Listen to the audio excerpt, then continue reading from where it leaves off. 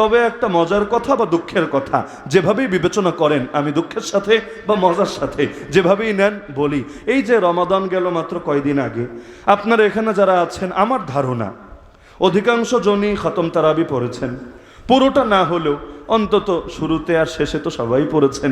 এর লাইনের বাইরে তো কেউ থাকার কথা না।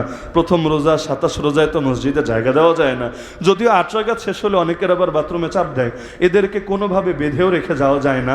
এরা মনে করে মসজিদে থাকলে জীবনটাই তেজপাতা হয়ে যাবে, এরকম অল্প কিছু লোক আছে। লেকিন বেশিরভাগ তো এমনই যারা 20 রাকাত আইলসামের সাথে হোক, জিমানের সাথে হোক, আর ইমামের উপর অদৃশ্য প্রেশার ক্রিয়েট করে হোক, হুজুর এত স্লো পড়লে কি চলবে?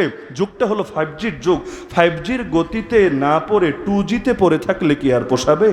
এরকম থাকে বিভিন্ন এলাকায়। কিন্তু যেই প্রসঙ্গে আমি কথাটা টানলাম, এই যে যারা পুরো 27 দিন বা 29 দিন বা পুরো মাস জুড়েও কোরআনের খতম শুনেছেন একবার বা একাধিকবার, আমার জানা মতে বাংলাদেশে কোনো মসজিদে এমন হয় নাই, না এবছর, না গত বছর, না আমাদের ইতিহাস সেই সূচনা লগ্ন থেকে আজও পর্যন্ত, যে কোরআনের কোনো আয়াত তেলাওয়াত করার কারণে, কোরআনের কোনো আয়াত নামাজের মধ্যে পড়ার কারণে কোনো হাফিজকে জবাবদিহির আওতায় আনা হয়েছে, কোনো হাফিজকে টিটকারি মারা হয়েছে, কোনো হাফিজকে গালি দেওয়া হয়েছে, কোনো হাফিজকে মসজিদ থেকে ঘাড় ধাক্কা দিয়ে বের করে দেওয়া হয়েছে।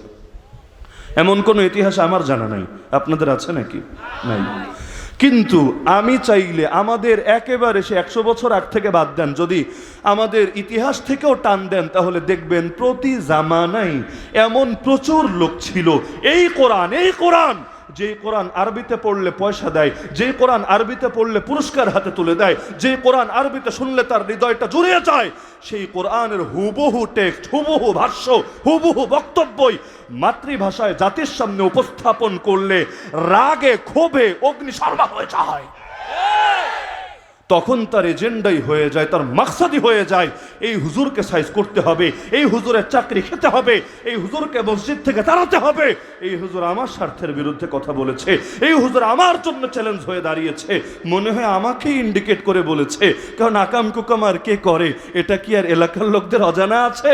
সুতরাং এই কথা যেহেতু বলল, সুতরাং মানে আমাকেই মিন করেছে। তো যার কারণে দেখা যায় এখন কোরআনের কথা বলার কারণে কারো গলায় ফাঁসির দড়িও লাগে।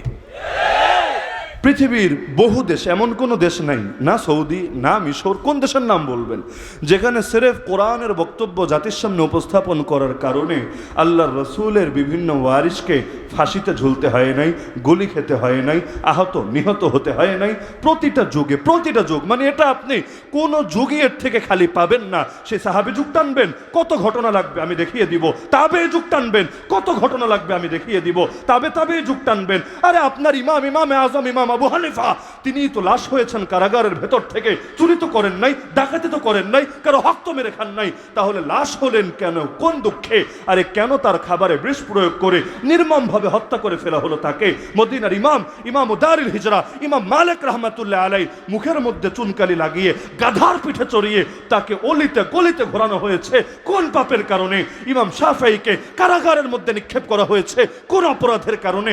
ইমাম আহমদ বিন হাম্বলকে মাসের পর মাস পিঠে ব্যত্রাঘাত করতে করতে করতে পরাপর তিনজন বাদশা, একজন না দুজন না, একজন গিয়েছে তারপর আরেকজন, সে গিয়েছে তারপর আরেকজন, পরাপর তিন বাদশার যুগে আল্লাহর বান্দাকে জেলে ফেলে রেখে ডেইলি এত পরিমাণ পিঠের মধ্যে বুড়া বয়সে ব্যত্রাঘাত করা হয়েছে, গোস্তগুলো পর্যন্ত কিমা হয়ে গিয়েছে।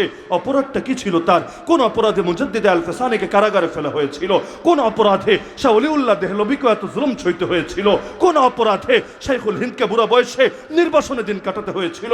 কোন অপরাধে শাইখুল আরবি আল আজম হুসাইন আহমদ মাদানিকে জুলুমের শিকার হতে হয়েছিল? কোন অপরাধে শাইখুত তাফসির আহমদ লাহোরীকে বুড়া বয়সে নির্মম ভাবে কষ্ট দিয়েছিল? আছে কি কোনো জবাব? সিরেফ জবাব একটাই, যেই অপরাধের পরে ব্র্যাকেটের মধ্যে একটা প্রশ্নবোধক চিহ্ন, যে অপরাধের কারণে হার জামানায় নবীদের গায়ে জালেমরা হাত তুলেছিল, যে অপরাধের কারণে হার জামানায় নবীদেরকে লোকেরা গালি দিয়েছিল, যে অপরাধের কারণে শত নবীকে পৃথিবীর বুকে নিজেদের হাতে খুন করে ফেলেছিল, একই অপরাধে একদল আধারের দোস্ত আর আলোর দুশ্মন আলেমদের বিরুদ্ধে, সেই নবীদের ওয়ারিসদের বিরুদ্ধে আজও চক্রান্ত চালিয়ে যায়। তাহলে কোরআনের আরবি শুনলে যে মহা খুশি, আর আদর্শ শুনলে যে মহাবেজার, বুঝতে হবে ডাল মে কুছ কালা তো জরুর হ্যায়। না হলে আরবি বক্তব্য এটা তো আবু জাহেলেরও ভালো লাগে। এটা তো শুনেছেন আপনারা সকলে, রাসূল যখন রাতের বেলা কিয়ামুল লাইল করতেন, ঘরের ভেতর দাঁড়িয়ে তাহাজ্জুদ পড়তেন।